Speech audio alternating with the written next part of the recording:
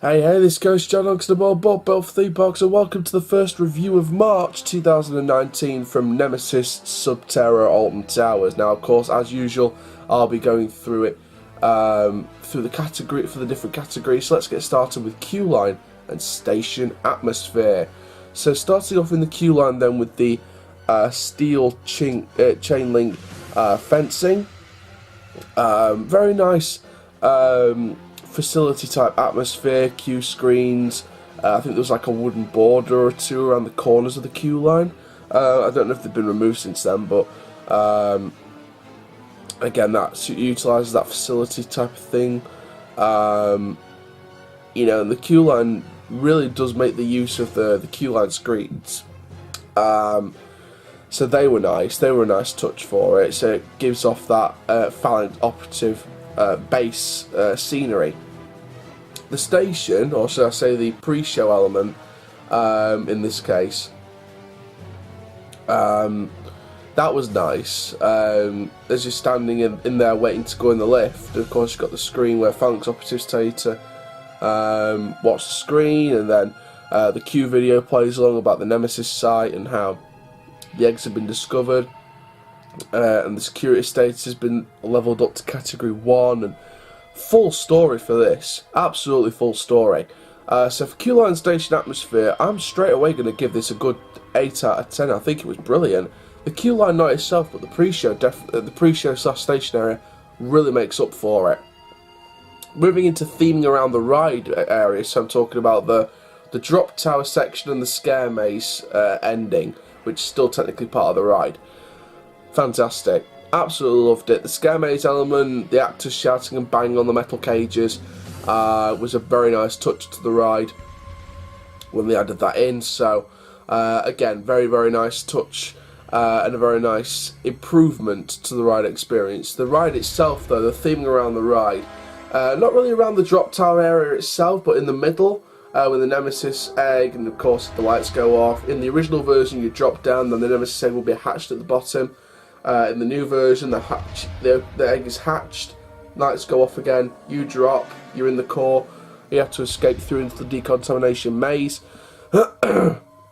So, again, two very nice endings either way. So, theming around the ride, I'm going to give it a decent 7 out of 10. I think there could have been a couple of elements they could have added, and maybe a couple of little bits that could have changed. Maybe some of the lighting not as bright, just because I don't really want to see the ride system, if you know what I mean, because I saw the ride system in various places. So I think the lighting could have been dimmed a bit, so you don't really show off the ride system itself.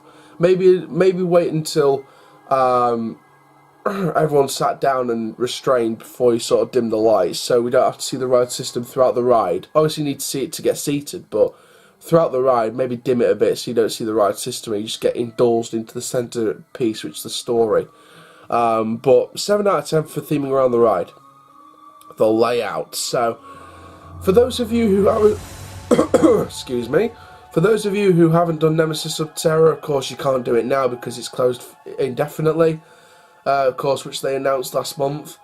Probably due to actor costs and maintenance costs, etc. Of course, they already removed the drop tower system before they added Project 42 for Scarefest. So in terms of the layout of the ride, so for those of you who haven't done it, this is where the ride sort of took place. So I already talked about that pre-show element. So then you go into the lifts and you sort of take the lift down into the central core where the ride system is. You get restrained, you get ready to drop down, and of course I mentioned about the lights going off on the Nemesis egg. You drop, then the Nemesis hatch at the bottom, or in the new improved version, after a few days of work, the egg would hatch, then the lights go off, then you drop, then you go out through the the exit lifts into the decontamination maze. And of course, the original version, before the work took place in the same year,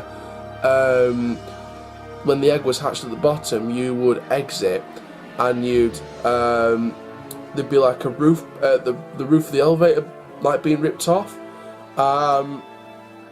And then you'd be led out straight to the exit. So it was a bit of a dull ending on that one, but Of course, the new ending is so much better when you go into the central core after the Nemesis hatched at the egg at the top, then you drop down through the core, into the exit lifts, and then you get a man with a gas mask on shining a light in your face, and then you have to be led through into a decontamination maze where actors in Phalanx operative uniforms, there may have been zombies or something like that, or turned by the Nemesis creature, banging on the metal cages. It really created a lot of atmosphere.